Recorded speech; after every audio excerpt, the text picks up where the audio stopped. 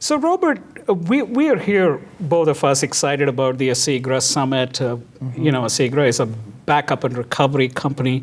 One of the things that a lot of end users are telling us is that as data grows exponentially, the cloud has enabled data generation of very, very high levels, and as has big data. Big data generates a lot of data. Conventional data growth is very, very high. So a lot of people are concerned about rising backup costs because the more data you have, the more money you need to spend on backup and recovery. Right.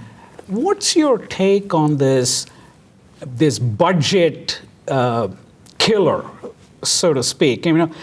Backup at the end of the day doesn't produce revenue, or it does not save money, right? But it eats up a lot of the budget and an ever-increasing portion of that budget. What's your take on that? What are the people you're talking to saying about it, and what are your own views on rising backup costs? Well, there are a lot of companies that will take the easy way out and not do backups.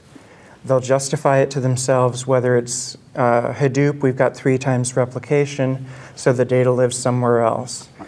Source code management, we've got checkouts on everybody's workstation, we can recover it that way. Our big data infrastructure, it's all based on log files. We've got the log files on some hard drives over here. We can just regenerate them. But the problem comes in when, not if, but when your infrastructure fails, your storage platform fails, your big data pool fails. How are you going to recover it, and how much is it going to cost you? What's the opportunity cost of not being able to have that data for the recovery time, right, or worse, losing it forever? So I told you earlier a story about an environment where I did a backup structure, kept backups longer than some of the people in the department wanted them kept. And people didn't understand why until 9 months after a product was canceled and the code was deleted, they decided to restart it again. Right. And by having those backups, I saved that company 9 to 12 months of 8 or 10 developers' time, and that's assuming that we could get the same developers with the same skill sets.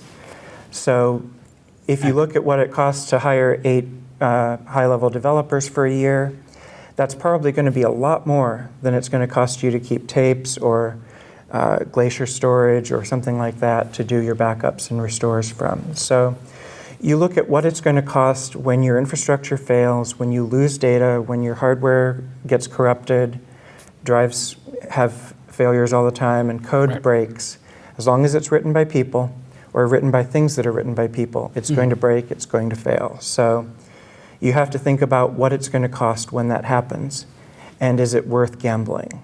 And I would say that for a company that wants to stay around for a while, it's not worth gambling. It's not worth gambling. So that's a great point. So I'm going to thank you, Robert, for the time that you spent with me, and very glad to have you here at the summit. What are you looking forward to over the next 2 days? What do you want to see? I mean, how's it going to be a useful expenditure of your time? Well, I've been here just today, and I've already got 2 things that I want to write about. So I already consider it a success. Oh, great. But I'm looking forward to some of the keynotes. We've got some analysts coming in, some very prominent authors. That's right. Whose names I don't remember because I don't remember anybody's name. But looking forward to hearing where Asigra as a business is going. As you know, you're kind of new to Asigra, but you're familiar with the company. Yeah.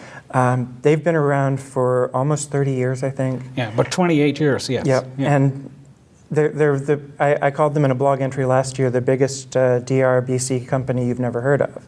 Right. And it's always interesting to see where they're going to go next and what features are going to suddenly be revolutionarily introduced into other products down the road.